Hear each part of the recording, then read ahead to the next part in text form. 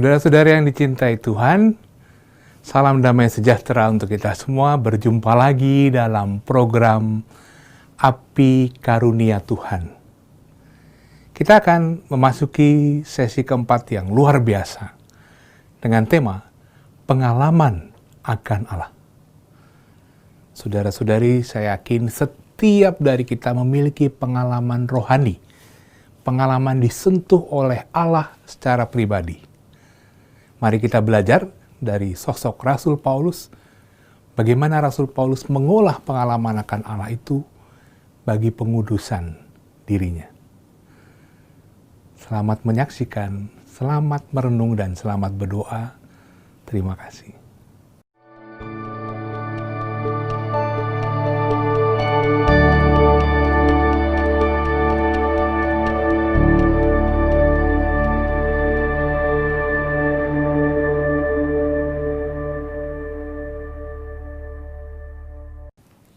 Saudara-saudari yang terkasih, sebelum saya melanjutkan bagian yang terakhir dari beberapa bagian pembicaraan kita, saya merasa baik kalau saya mengulang barang sebentar apa yang sudah kita bicarakan.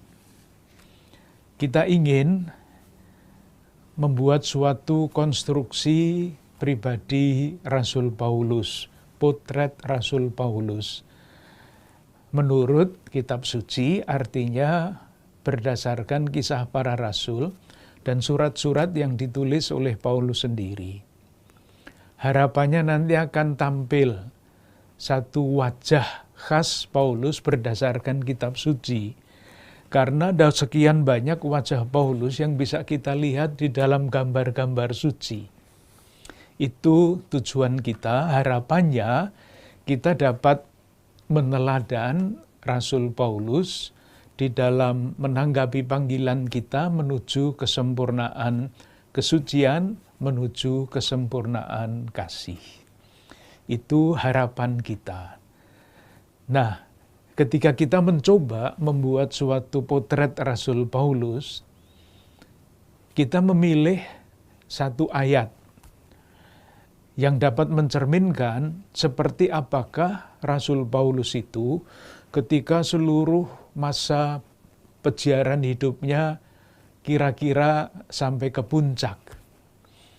Nah, saya mengutip surat kepada orang Galatia bab 2 ayat 20 yang mengatakan, "Aku hidup, tetapi bukan lagi aku sendiri yang hidup, melainkan Kristus yang hidup di dalam diriku."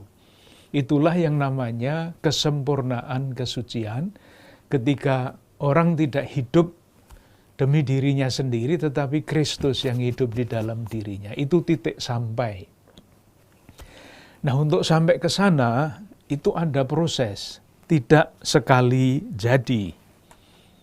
Nah, proses itu dengan menurut saya dengan sangat baik dirumuskan oleh Rasul Paulus sendiri di dalam suratnya yang kedua kepada orang Korintus bab 3 ayat 18 yang saya baca berbunyi begini.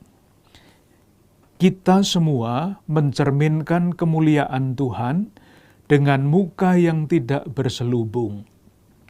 Dan karena kemuliaan itu datangnya dari Tuhan, yang adalah roh," nah inilah prosesnya, "maka kita diubah menjadi serupa dengan gambarnya," artinya Kristus, gambar Allah, "dalam kemuliaan yang semakin besar." Jadi kita diubah oleh rahmat. Itu prosesnya. Secara singkat dirumuskan begitu. Maka pertanyaan berikutnya yang mesti kita cari, kita jawab adalah, nah proses diubah itu nyatanya, konkretnya seperti apa di dalam hidup Paulus? Sejauh dapat kita amati di dalam hidup orang-orang kudus, selalu ada 3 pengalaman formatif yang membentuk orang. Yang pertama adalah pengalaman ketidakberdayaan. Saran saya, kalau saudara-saudari ingin membaca pengalaman-pengalaman tidak berdaya Rasul Paulus, itu semuanya ada di dalam suratnya yang kedua kepada orang Korintus, yang sering disebut surat air mata, karena dia sering curhat, mengungkapkan kelemahan-kelemahan dan kegagalan-kegagalannya di situ. Pengalaman yang kedua adalah pengalaman persahabatan. Seandainya hanya tidak berdaya saja, siapapun tidak akan kuat, akan hancur. Syukur bahwa ada pengalaman kedua, sahabat yang menurut pemahaman saya, pembacaan saya paling berperan di dalam hidup Paulus adalah Barnabas. Nah, kita banyak sudah berbicara mengenai Barnabas, yang nama aslinya adalah Yusuf, oleh rasul-rasul disebut, artinya dialami sebagai Barnabas, yang artinya anak penghiburan. Nah, sekarang bagian yang ketiga, yang terakhir, adalah pengalaman akan Allah. Akhirnya, pengalaman akan Allah inilah yang akan memberi makna kepada pengalaman ketidakberdayaan, memberi makna kepada pengalaman persahabatan itu. Nah, oleh karena itu saya ingin sekarang menyampaikan apa yang dapat kita baca dalam Kisah Para Rasul dan di dalam surat-surat Paulus mengenai pengalaman akan Allah itu. Kita mulai dengan Kisah Para Rasul.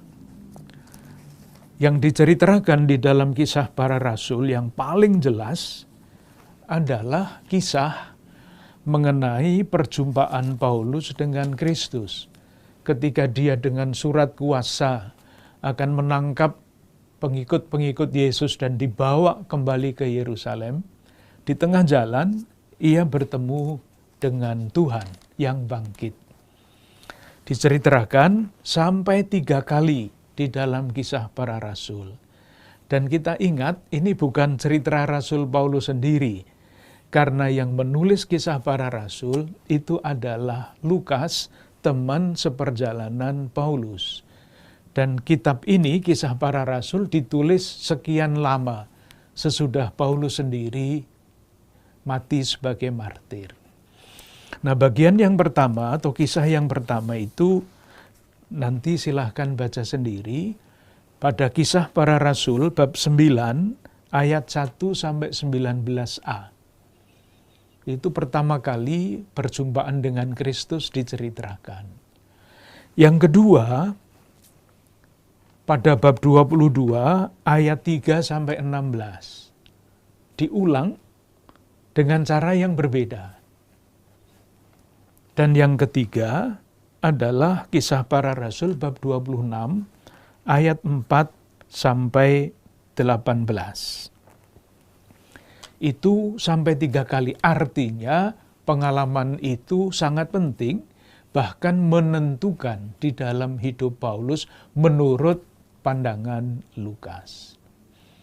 Nah, mengenai hal ini ada beberapa catatan. Nanti kembali lagi silahkan membaca sendiri catatan-catatan itu. Yang pertama, satu catatan awal mengenai yang disebut penampakan. Sangat berbeda pengertian kitab suci tentang penampakan dengan yang biasa kita pikir. Kalau penampakan yang biasa kita pikir itu sungguh-sungguh menampakkan diri, kelihatan. Sehingga kadang-kadang kita mendengar cerita aneh, tiba-tiba ada orang yang melihat penampakan Tuhan di pohon kelapa. Nah, padahal hanya pelepah kelapa, itu bukan penampakan. Penampakan yang sangat material seperti itu, pasti kita semua yakin ada. Tetapi yang dimaksudkan dalam kisah ini bukan seperti itu. Atau tiba-tiba orang melihat di tembok ada gambar Yesus, orang berbondong-bondong ke situ, melihat penampakan. Bukan seperti itu. Nah, lalu apa kalau bukan seperti itu? Kisah penampakan di dalam kitab suci itu adalah, saya rumuskan begini, kita bisa diskusi mengenai hal ini, visualisasi pengalaman batin. Visualisasi pengalaman batin. Nah, pengalaman batin itu bisa berubah, bisa berkembang. Pengalaman batin yang dulu misalnya dalamnya 50%, itu dalam perjalanan waktu bisa menjadi 60%, 70%, 100%. Sehingga kisah penampakan, dan itu benar di dalam ketiga kisah ini, bisa berbeda. Meskipun peristiwanya sama, tapi ceritanya bisa lain. Nah, kalau nanti kita amati apa yang konstan di dalam kisah itu dan apa yang berubah-ubah. Jadi sekali lagi jangan dianggap ini cerita, tetapi visualisasi pengalaman batin. Yang pasti ada di dalam ketiga peristiwa itu adalah kata cahaya. Ini nanti menjadi penting kalau kita membaca surat Paulus, cahaya. Di dalam kisah yang pertama diceritakan pada bab 9 ayat 3, cahaya. Pada kisah yang kedua, pada bab 22 ayat 6, cahaya. Pada kisah yang ketiga, pada bab 26 ayat 13, cahaya. Itu konstan. Itu artinya cahaya itu sangat menentukan, sangat penting di dalam pengalaman batin itu. Nanti kita akan lihat maksudnya di dalam, khususnya ketika kita membaca surat Paulus. Yang bisa berubah itu misalnya siapa yang menyampaikan pesan. Di dalam kisah pertama dan kedua, bab 9 dan bab 22, itu ada tokoh lain yang namanya Ananias. Tetapi pada kisah yang bab 26 itu Ananias tidak ada. Jadi Paulus menerima pesan sendiri langsung dari Tuhan yang bangkit. Jadi ini tentu nanti membutuhkan penjelasan lain lagi mengenai apa itu kitab suci, apa itu dan sebagainya. Nanti kalau perlu kita omong tentang itu. Itu yang pertama. Jadi penampakan adalah visualisasi pengalaman batin yang bisa berbeda-beda. Menurut waktu bisa, menurut tempat bisa, menurut konteks ketika kisah itu diceritakan lagi bisa. Yang kedua, ciri dari kisah ini.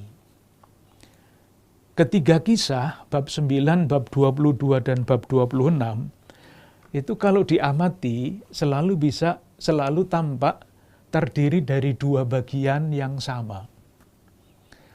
Bagian pertama itu periode sebelum Paulus berjumpa dengan Kristus, sebelum.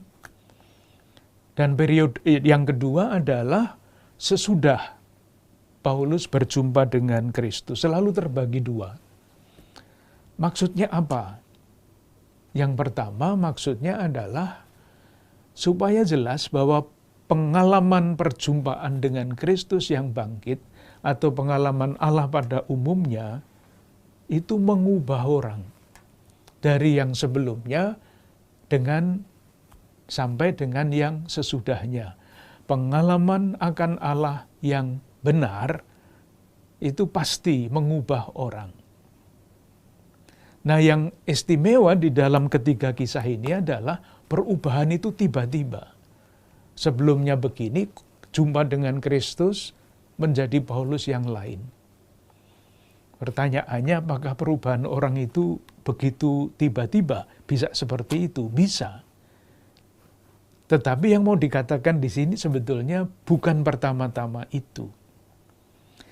Ketika perubahan itu terjadi secara tiba-tiba, pesannya adalah perubahan ini bukan usaha manusia.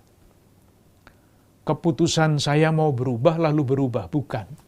Tetapi peristiwa yang tiba-tiba terjadi ini ingin mengatakan bahwa perubahan, transformasi, buah dari perjumpaan dengan Kristus itu adalah karya rahmat.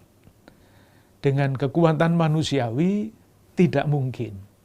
tetapi rahmat Allah mungkin membaharui orang itu. Catatan yang terakhir mengenai kisah para rasul. Tadi saya katakan, peristiwa yang diceritakan sama, perjumpaan Paulus dengan Kristus.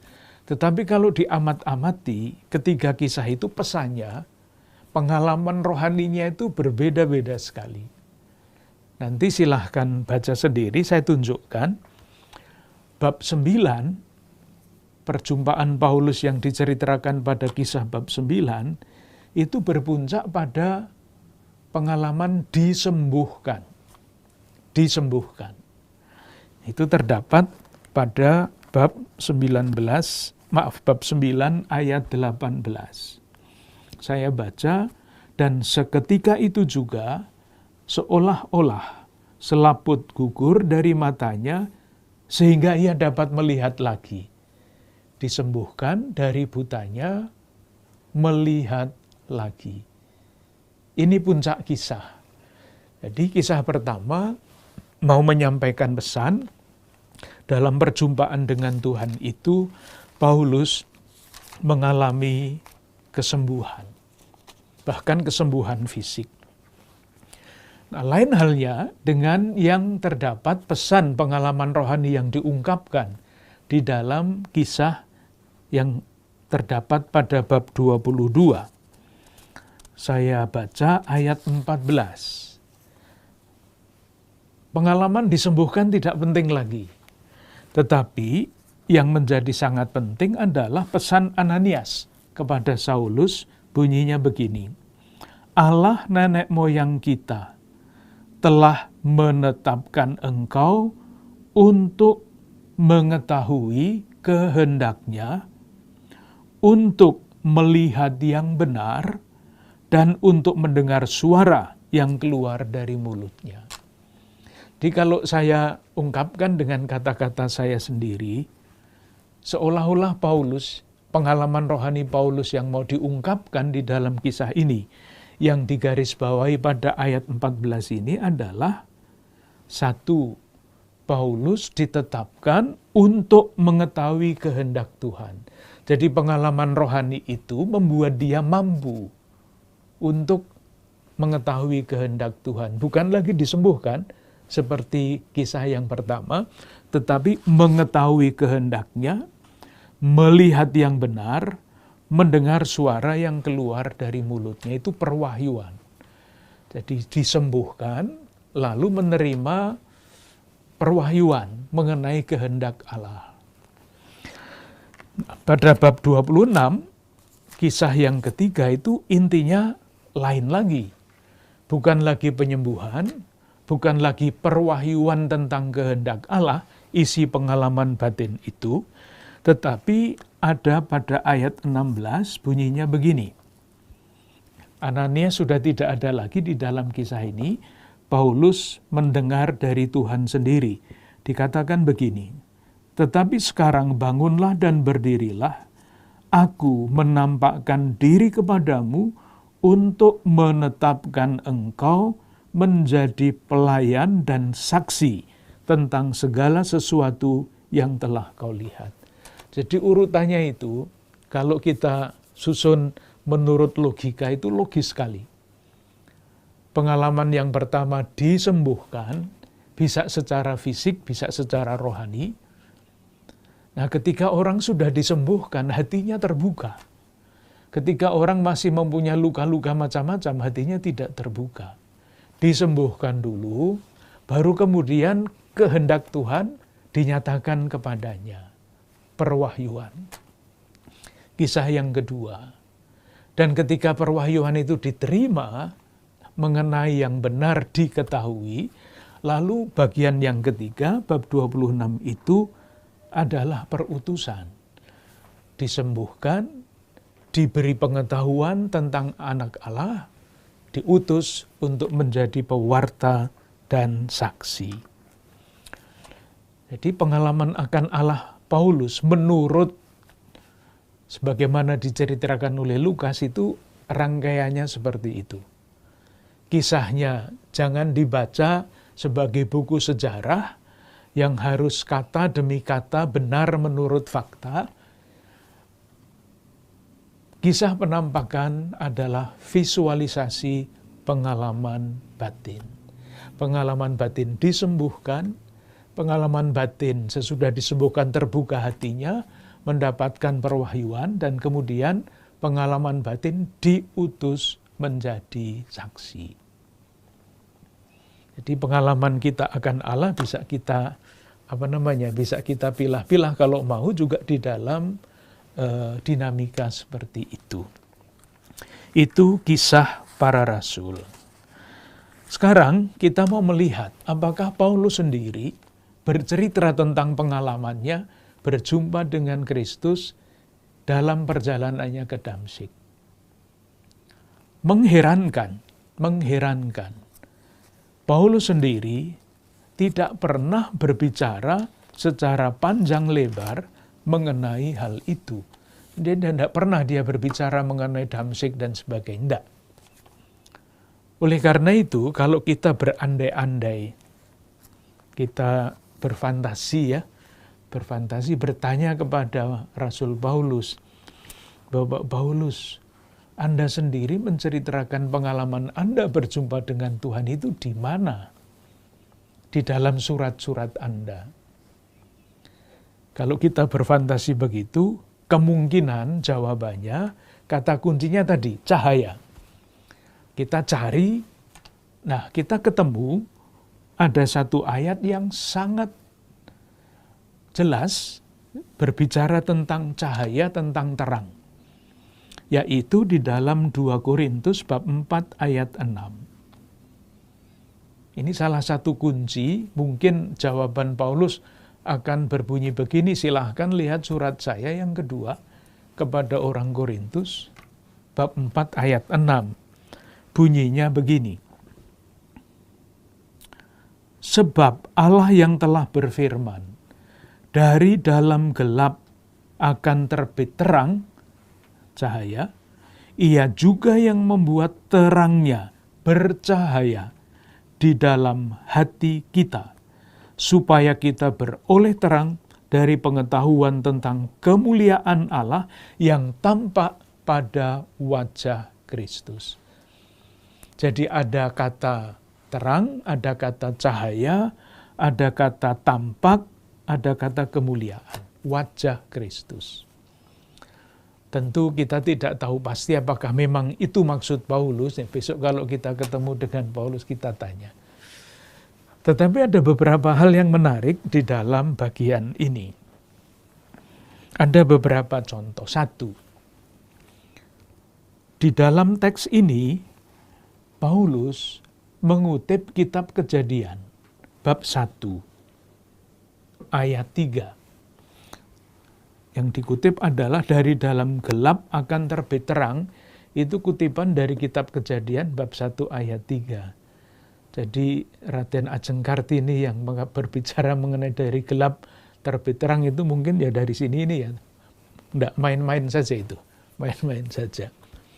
Nah, pertanyaan kita adalah kenapa Paulus mengutip kitab Kejadian?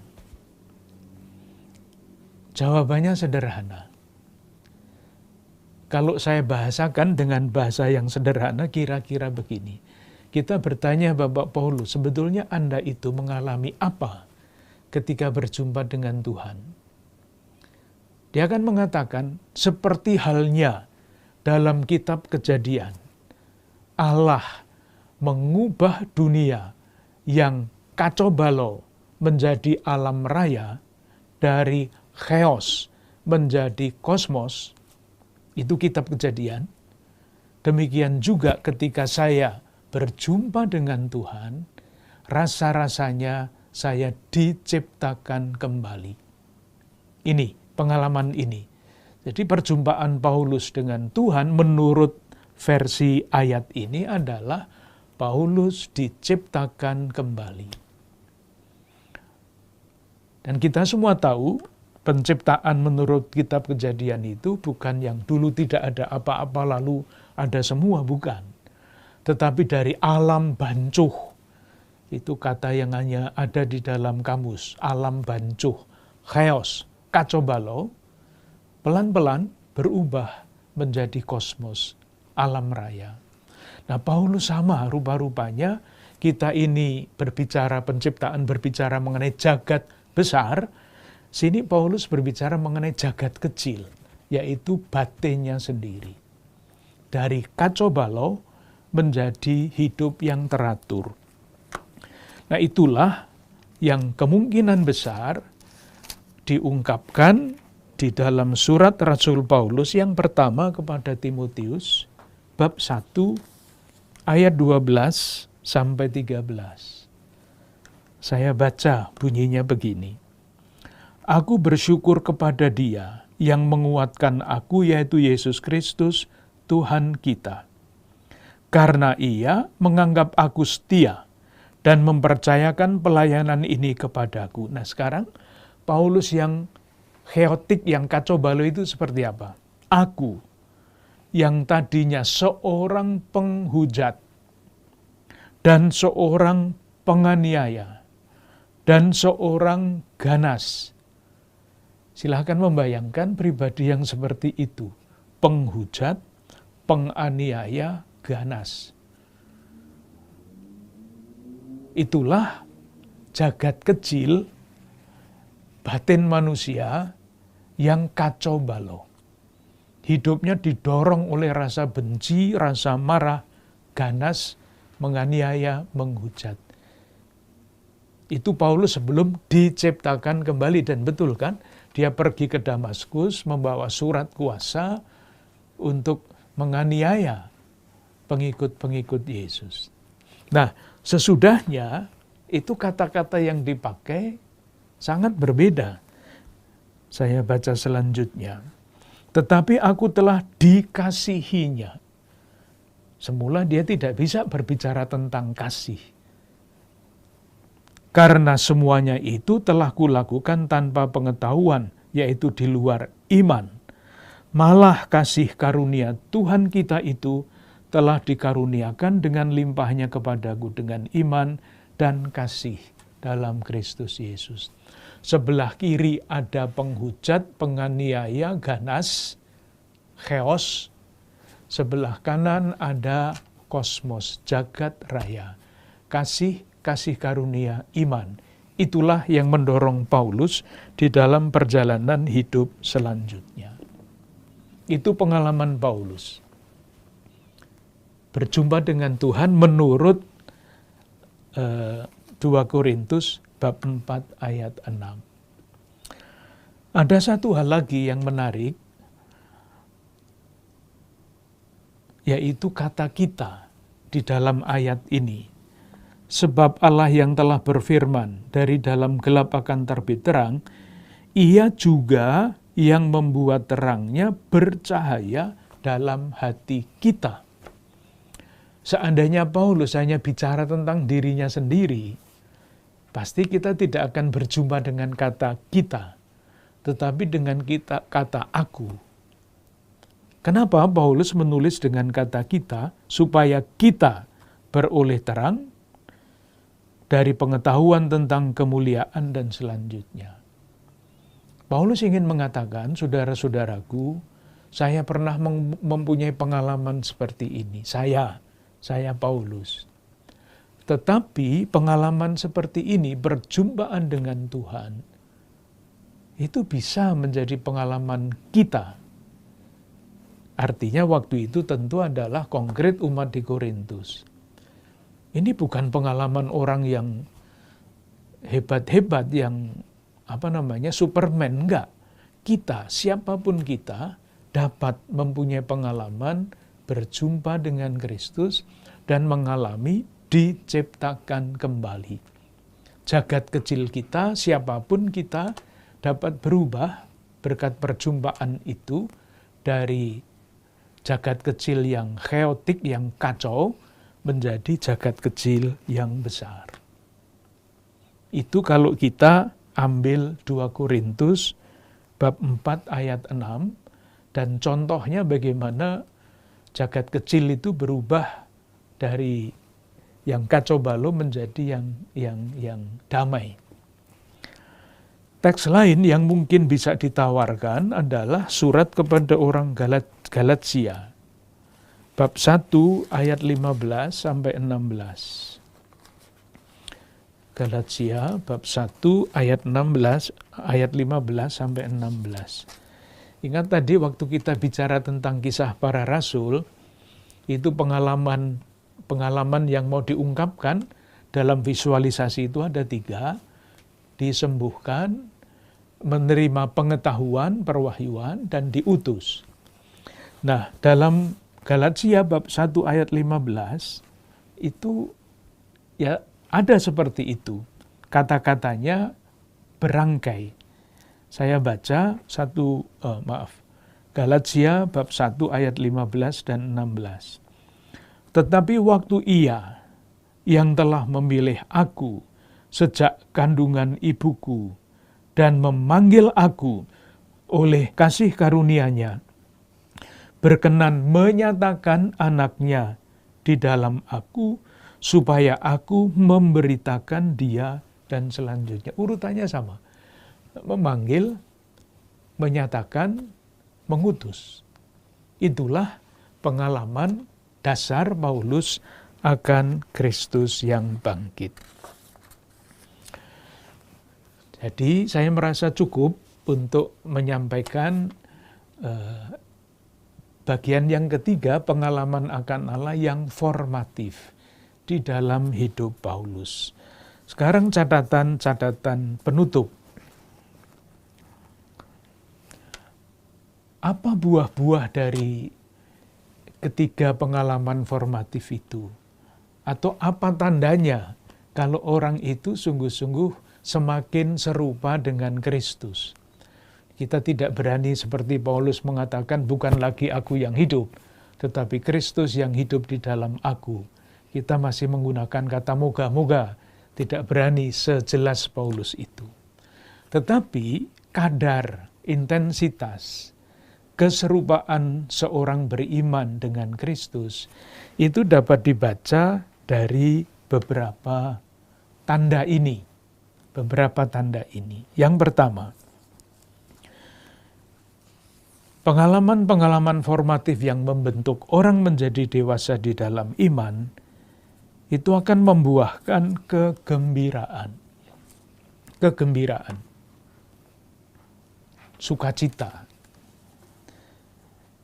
Satu teks yang kalau dibaca itu rasa-rasanya paradoksal, itu ada pada 2 Korintus bab 7 ayat 4.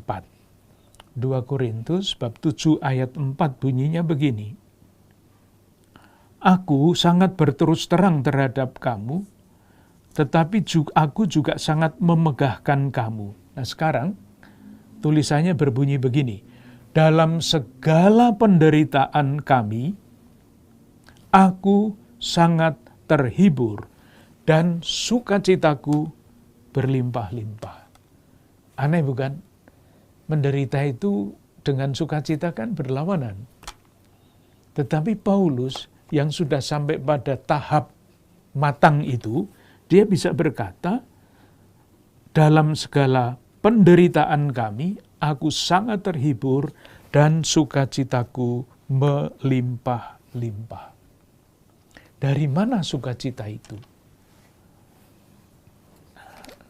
Bab 4 surat yang sama, ayat 7.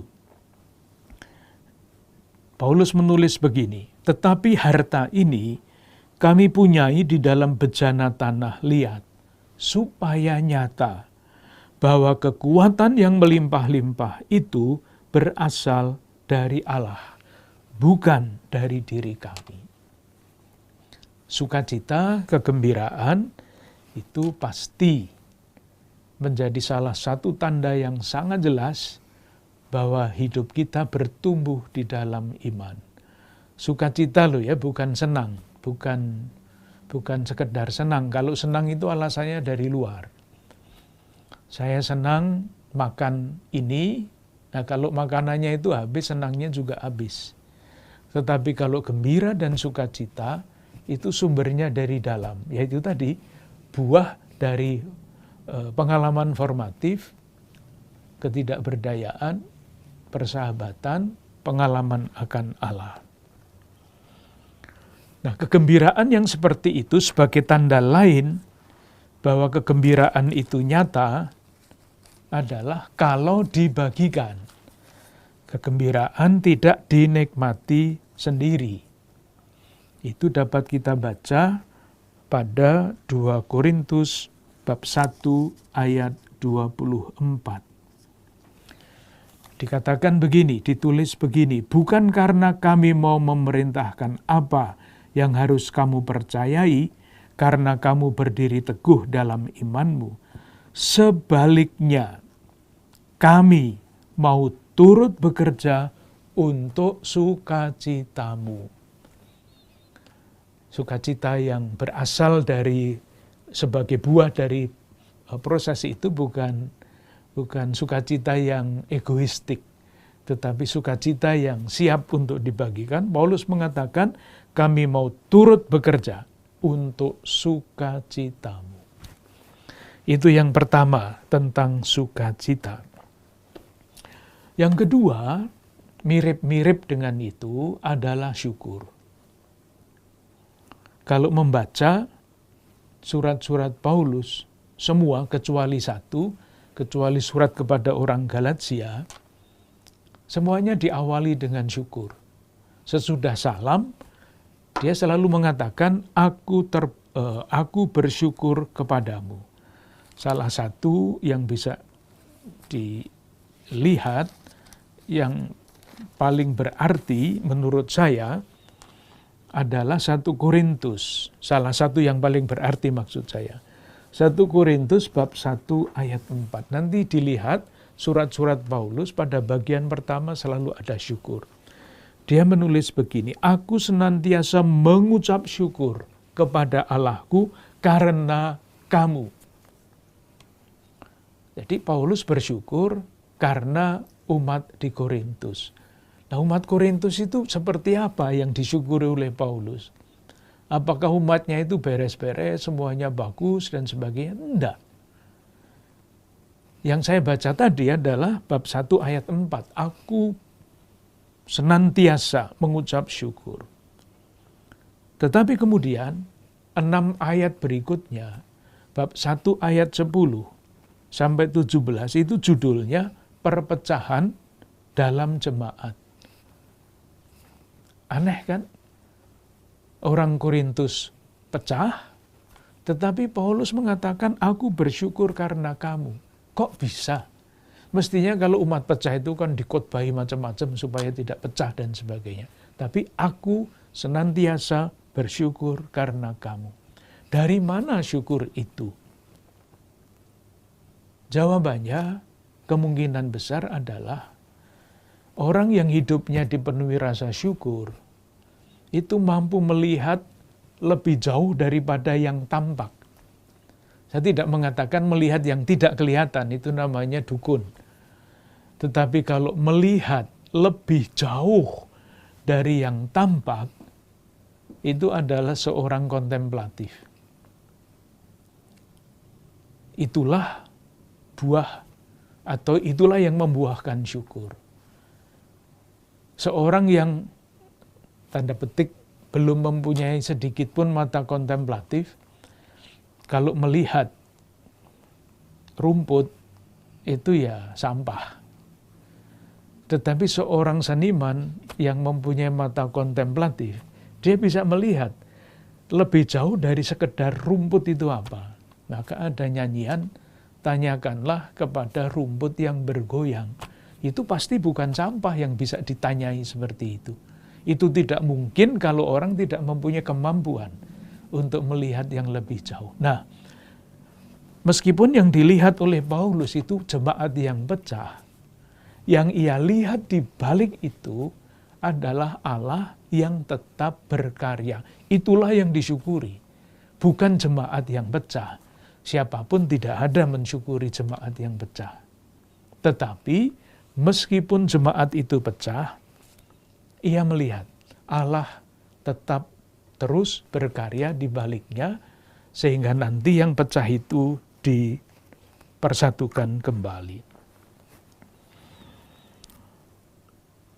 Salah satu surat yang isinya penuh syukur yang berkepanjangan adalah 1 Tesalonika. Surat kepada jemaat Tesalonika. Saya tunjukkan beberapa ayat diulang-ulang. Bab 1, ayat 3 sampai 5. Maaf, ayat 2, bukan ayat 3.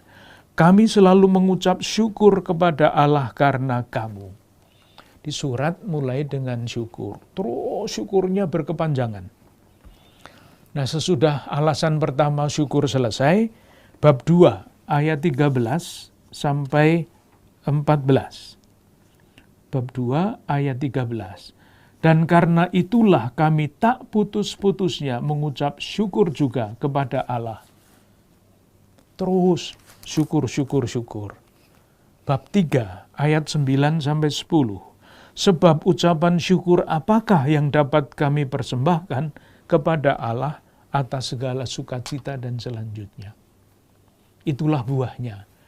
Sukacita, meskipun menderita, tetapi ada sukacita dari dalam. Syukur yang kedua. Yang ketiga, salah satu tanda lain dari perjumpaan dengan Kristus adalah perubahan skala nilai. Tata nilai orang berubah. Dapat kita baca, misalnya pada surat kepada orang Filipi, bab 3 ayat 4 sampai 11. Kemarin dalam kesempatan yang sebelumnya sudah kita baca. Jadi ini dua bagian yang sebelumnya. Sebelum berjumpa dengan Kristus, jika ada orang menyangka dapat menaruh percaya pada hal-hal lahiriah, aku lebih lagi. Hebat, Paulus lebih hebat dari semuanya. Nah, sekarang ayat 7. Tetapi, apa yang dahulu merupakan keuntungan bagiku, sekarang kuanggap rugi karena Kristus. Malahan segala sesuatu kuanggap rugi, karena pengenalan akan Kristus Yesus Tuhanku lebih mulia daripada segala-galanya. Dan yang terakhir, buah dari perjumpaan dengan Tuhan, persahabatan dan ketidakberdayaan itu adalah daya, kekuatan untuk selalu mulai kembali. Kita lihat hidup Paulus itu tidak mulus. Semuanya terus lancar, naik. Enggak. Kiri kanan. Dia ditolak di satu tempat, marah, pergi ke tempat lain. Dari situ ditolak lagi, pergi ke tempat lain lagi, diterima sebentar. Nah, kekuatan itu sangat dahsyat. Selalu bisa mulai lagi. Ketika jatuh, tidak putus asa. Karena pengalaman jatuh ketidakberdayaan itu formatif di dalam hidup seorang yang bernama Paulus itu. Ini saudara-saudara sekalian, beberapa gagasan, moga-moga menjadi suatu gambaran yang utuh. Kalau digambar Paulus wajahnya seperti apa, saya tidak mampu. Tetapi kalau kita lihat proses panjang yang diungkapkan di dalam 2 Korintus bab 3 ayat 18, yang dijalani oleh Paulus itu adalah jalan kita juga. Saya yakin tidak ada seorang pun di antara kita yang tidak pernah merasa tidak berdaya. Kalau belum pernah mengalami kegagalan dan sebagainya, tidak usah khawatir. Pada suatu ketika itu akan datang, entah wujudnya apa. Tetapi kita berharap punya kawan, punya sahabat di dalam perjalanan itu, dan kuncinya adalah pengalaman kita akan Allah. Terima kasih. Saudara-saudari yang dicintai Tuhan, bagaimana dengan sesi ini? sungguh luar biasa. Pengalaman akan Allah yang dialami Rasul Paulus memberi kita banyak inspirasi untuk mengolah pengalaman rohani kita masing-masing. Dan sesi keempat ini menjadi sesi penutup dari topik Rasul Paulus dalam program Api Karunia Tuhan. Kabar gembiranya saudara-saudari yang terkasih, program Api Karunia Tuhan akan berlanjut dengan topik yang lain yang tidak kalah istimewa dan akan dibawakan oleh pembicara yang juga ahli dalam bidangnya. Terima kasih, Tuhan memberkati.